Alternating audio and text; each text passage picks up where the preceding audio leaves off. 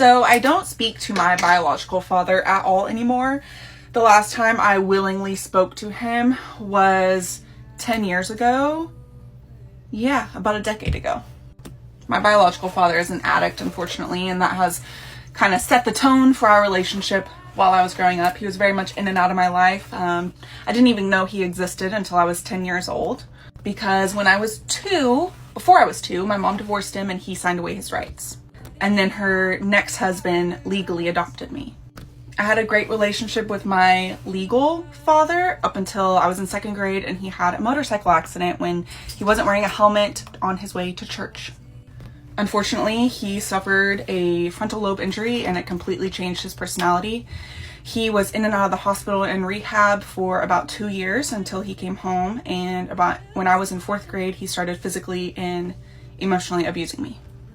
My younger sibling is his child, and he would come home again after his brain injury when I was 10 years old telling me, "You're not my kid. You're not my kid. You're not my daughter." And he treated me severely different than my younger sister. So one day I broke my mom's heart because I was like, why doesn't daddy love me anymore? He doesn't treat me the same. And in that same week, she had actually bumped into my biological father, and he had been sober for X amount of time, and she finally decided to let me meet him because, again, I was 10 years old. I was very confused as to why my dad wouldn't claim me anymore.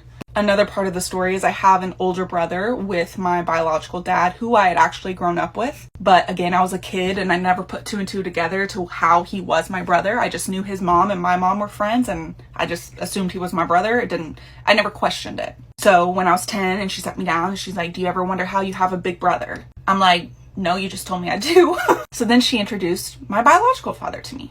And that is when I started seeing him every other weekend or so, as long as my big brother was there, and I built some form of a relationship with him. He fell off the face of the earth multiple times through me growing up. In high school, he went to some of my ball games, but eventually his addict personality took over and we weren't able to have a stable relationship.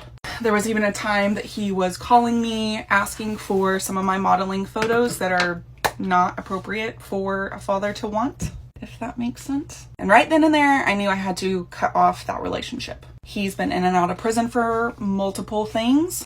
He didn't bring anything good to my life. So I knew, it was actually right before I got married, I had to cut him off completely.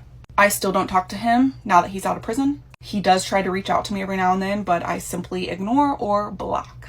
And that is on my mental health.